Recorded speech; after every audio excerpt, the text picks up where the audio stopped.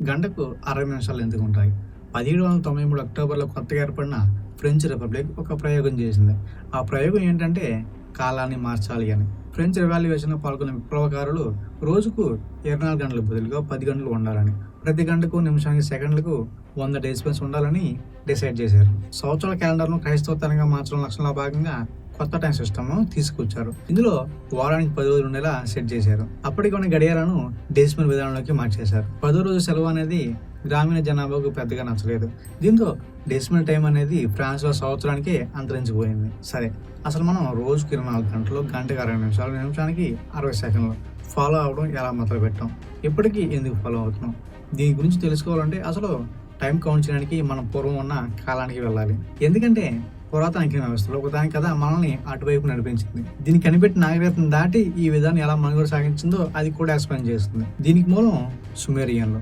వీరు క్రీస్తుకు పూర్వం 5300 నుంచి 1940 మధ్య మెసొపొటామియాలో, అంటే ప్రస్తుత ఇరాక్ ఉన్న ప్రాంతంలో నివసించారు. నగరాలు నిర్మించిన తొలి నాగరికత ఇది. నాగరికత, వ్యవసాయం, నీటిపారుదల, తొలిసారిగా రాయటం వంటి వాటిని మొదలుపెట్టిన గణితలన్నీ ఈ నాగరికత తగ్గుతాయి. 60 పరిశీలనపై ఆధారపడిన అంకెల వ్యవస్థ ఈ నాగరికతలోనే అభివృద్ధి చెందింది. మనం వేలిని గమనిస్తే ఒక్కొక్క వేలి మీద 3 సెగ్మెంట్స్ ఉంటాయి. ఈ విధంగా ఒక వేలిని వంచితే ఆ వేలికున్న 3 సెగ్మెంట్స్ కనిపిస్తాయి. ఒక చేతికున్న అన్ని వేలుకున్న బటన్ వేలు తప్ప ఆ సెగ్మెంట్స్ అన్ని కౌంట్ చేద్దాం.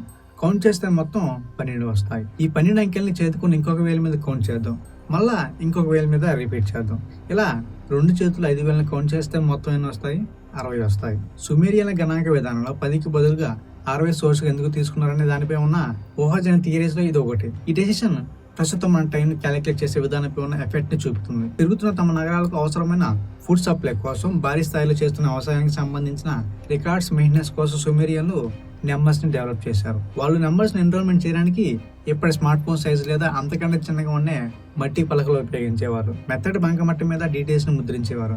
తర్వాతి కాలంలో బొమ్మలు వేయడం మొదలైంది. ఇది సుమేరియన్ లిపిగా అభివృద్ధి చెందింది. 19th సెంచరీ మధ్య కాలంలో ఈ మట్టి పలకలను కలిగి ఉన్న తర్వాత సుమేరియన్ నాగరికతను అర్థం చేసుకున్నారు. మ్యాథమెటిక్స్ సైన్స్ కి, దాని ద్వారా ఆస్ట్రానమీ, టైం కౌంట్ కు 60ని ఉపయోగించే సెక్టార్ డెసిమల్ సిస్టమ్స్ లాంటివి ఇందులో ఉన్నాయి. ప్రజెంట్ మనం 10ని ఎలా ఉపయోగిస్తున్నాము, సుమేరియన్లు 60ని అలా ఉపయోగించేవారు.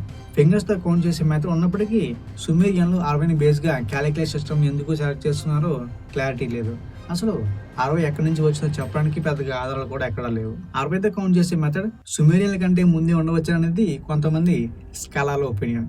ఏదేమైనప్పటికీ దీని ఉపయోగం చాలా తేలిక. 60ని ఫ్రాక్షన్స్, డెసిమల్స్ తో పని లేకుండా 1, 2, 3, 4, 5, 6, 10, 12, 15, 20, 30, 60తో భాగించవచ్చు. దీనికి భిన్నంగా 1, 2, 5, 10తో మాత్రమే భాగించగలిగే వీలున్న 10ని చూస్తే 60తో క్యాలిక్యులేషన్ బెనిఫిట్స్ ఏంటో అర్థం చేసుకోవచ్చు.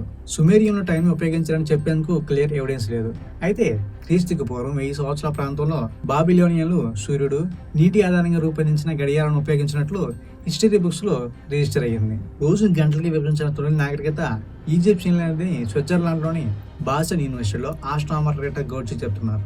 క్రీస్తుకు పూర్వం 2500 నాటి మత గ్రంథాల్లో ఇది కనిపిస్తుంది. గంటలకు సంబంధించి చారిత్రకంగా ఉన్న రిఫరెన్సెస్ లో ఫస్ట్ 12 గంటలు ఉన్నట్లు ఆమె చెబుతుంది. క్రీస్తుకు పూర్వం 2100 నుంచి 1800 మధ్య ఈజిప్షియన్ ఎలైట్ శవపేటిక లోపలి లిడ్స్ లో గుర్తించిన నక్షత్ర ఆధారిత గడియారాలని గౌడ్చి చెప్పారు. ఈజిప్షియన్లు రోజును 12 గంటలకు ఎందుకు విభజించిన దానిపై క్లారిటీ లేనప్పటికీ ఇది తర్వాతి కాలంలో రోజును 24 గంటలకు గుర్తించడానికి దారితీసింది. ఈజిప్షియన్లకు 12 నక్షత్ర రాసుల రాశి చక్రం ఉండేది. అయితే ఇది 12 గంటల టైం కౌంట్ తర్వాత అమలులోకి వచ్చి ఉండొచ్చు. ఒక చేతి వేలకు ఉండే జాయింట్లను 12గా కౌంట్ చేయడం వల్ల కూడా 12 గంటలు అనే దానికి స్టాండర్డ్ కావచ్చు అనేది ఇంకొక థియరీ. కొన్ని నక్షత్రాలు కనిపించే విధానం ఆధారంగా 10 రోజుల వారాన్ని నిర్ణయించుకున్నట్లే రోజుకు 12 గంటలు అనేది వచ్చి ఉండొచ్చు అని ఇంకొంతమంది నిపుణులు భావిస్తున్నారు. టైం ని కొలవడంతో తొలి డివైస్ గుర్తింపు పొందిన సన్ డయల్, వాటర్ క్లాక్స్ లాంటివి క్రీస్తుకు పూర్వం ఈజిప్ట్ లో వెలుగులోకి వచ్చాయి. అయితే వాటిలో కొన్నింటిని రోజువారీ అవసరాల క్యాలిక్యులేషన్ కోసం ఉపయోగించినప్పటికీ ఎక్కువ భాగం మతపరమైన అంశాలు,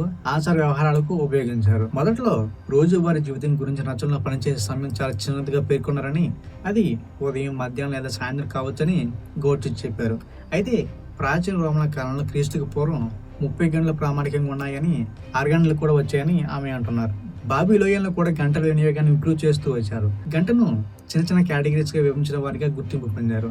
అయితే వాళ్ళు ఇలా చేసింది కాలాన్ని లెక్కించేందుకు కాదు. క్రీస్తుకు పూర్వం 2000 నుంచి 540 వరకు ఉన్న మెసొపొటేమియా నాగరికత అంతకు ముందున్న సుమేరియన్ నుంచి క్యూనిఫాన్ లిపిని 60తో గణించే సంఖ్యల వ్యవస్థను స్వీకరించింది. ఆకాశంలో సూర్యుడు ఒక చోట నుంచి బయలుదేరి తిరిగి అదే ప్రాంతానికి రావడానికి పట్టే సమయం ఆధారంగా క్రీస్తుకు పూర్వం 1000 నాటికి వాళ్ళ ఒక క్యాలెండర్ని రూపొందించారు. అందులో సంవత్సరానికి 365 కంటే ఎక్కువ రోజులు ఉండేవి. వాస్తవానికి ఇది 12 నెలలు 30 రోజులకు దారి తీసింది. చంద్రుడి భ్రమణానికి కూడా సరిగ్గా సరిపోయింది. ఈజిప్షియన్ మాదిరిగానే బాబిలోనియన్లు కూడా రోజువారీ అవసరాల కోసం రాత్రి 12 గంటలు, పగలు 12 గంటలుగా విభజించే ప్రాక్టికల్ టైం విధానాన్ని అమలు చేశారు. రెయిన్బోలకు సంబంధించిన 12 గంటల ఋతువులను బట్టి మారుతూ ఉండేది. ప్రాచీన నాగరికతలు అనేకం ఋతువులను బట్టి గంటలను లెక్కించే విధానాన్ని ఉపయోగించేవారు. 15th century Europe, 19th సెంచరీలో Japan ఇదే విధానాన్ని కంటిన్యూ చేశారు. రోజువారీ అవసరాల కోసం కాకుండా ఖగోళ పరిణామాలను లెక్కించేందుకు బాబిలోనియన్లు మరో టైం సిస్టమ్ ని అభివృద్ధి చేశారు. ఇది రోజును 12 బెరులుగా విభజిస్తుంది. వీటిని ఆధునిక గణనలకు భావించవచ్చు. బాబిలోనియన్ల తర్వాత వాటిని ప్రాచీన చైనా, జపాన్ కూడా ఉపయోగించాయి. బాబిలోనియన్లు కాలాన్ని మరింత సూక్ష్మస్థాయిలో కొలిచేందుకు 2 బెరులను ఉషా అని పిలిచే 30 నిమిషాలకు విభజించారు. ఈ 30 నిమిషాలు ఒక్కొక్కటి ప్రస్తుతం 4 నిమిషాలకు సమానం. తర్వాత వాటిని 60 చిన్న విభాగాలుగా మార్చి నిండా అని పిలిచేవారు. ఇవి ప్రజెంట్ 4 సెకన్లకు సమానం. అయితే బాబిలోనియన్లు కాలాన్ని కొలిచేందుకు ఇలాంటి పార్టిషన్ ఏమీ చేయలేదు. ఆకాశంలో దూరాన్ని, గ్రహాల వేగాన్ని కొలిచేందుకు కాలాన్ని ఇలా విభజించేవారు. ప్రాచీన నాగరికతలో కాలక్రమేణా జరిగిన ఈ మార్పులు దేని ఆధారంగా ఎవరు చేశారో చెప్పడం కష్టమని గౌడ్చి చెప్పారు. క్రీస్తుకు పూర్వం 330 నుంచి ఈజిప్టులోని అలెగ్జాండ్రియా సైన్స్ కు సెంటర్ గా మారింది. ఇక్కడ అన్ని ప్రాంతాల ప్రజలు వారి ఆలోచనలు కలిసి పనిచేశాయి. అందుకే దాన్ని మనం గ్రీకుల ప్రపంచంగా పిలుస్తున్నాం. కోట్ల ప్రజలు వారి కేటాయించిన ఫిక్స్డ్ టైం మాట్లాడడానికి వీలుగా గ్రీకులు ఇసుక గడియారం ఉపయోగిస్తే బాబిలోనియన్ల కాలమానాన్ని జ్యోతిష్యులు మాత్రమే ఉపయోగించారు. దానికి ప్రజల దైనందిన జీవితంలో పెద్దగా సంబంధం లేదు. హెలెనిస్టిక్ కల్చర్స్ నుంచి వచ్చిన గంటలు, నిమిషాలు, సెకన్ల శతాబ్దాలు కొనసాగుతూ నేటి వరకు వచ్చాయి. అయితే సమయాన్ని గణించడం ప్రారంభమైన తర్వాత నిమిషాలు, సెకన్లు రోజువారీ ఉపయోగించేందుకు అవసరమైన గడియారం రావడానికి చాలా టైం పట్టింది. సెకండ్ ఇప్పుడు లెక్కనని శాస్త్రీయ నిర్వచనాలతో ఉపయోగిస్తున్నారు. సెకండ్ కంటే తక్కువ టైం లెక్కించడం మొదలు పెట్టాక శాస్త్రవేత్తలు మెట్రిక్ సిస్టమ్ వైపు వెళ్లారు. సెకండ్ ను మిల్లీ, మైక్రో సెకండ్ గా డివైడ్ చేశారు. 20th సెంచరీలో అటామిక్ క్లాక్స్ హెల్ప్ తో సెకండ్ ని మోర్ యాక్యురేట్ గా రీడిఫైన్ చేశారు.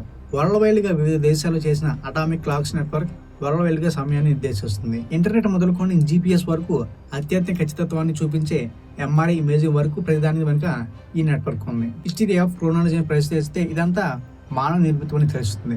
గంటలు, నిమిషాలు, సెకండ్లు అనేవి ఆధునిక సంఘటనలు, అనుకునే పరిణామాల వల్ల మన వద్దకు వచ్చాయి. అయితే అవి శతాబ్దాలకు ఉపయోగకరమైన వారసత్వంగా మనతో ఉన్నాయి. ఈ సిస్టమ్ చాలా పాతది, మన జీవితంలో బాగా కలిసిపోయింది. ఇప్పుడు ఇది మార్చడం మనకు అంత ఈజీ కాదు.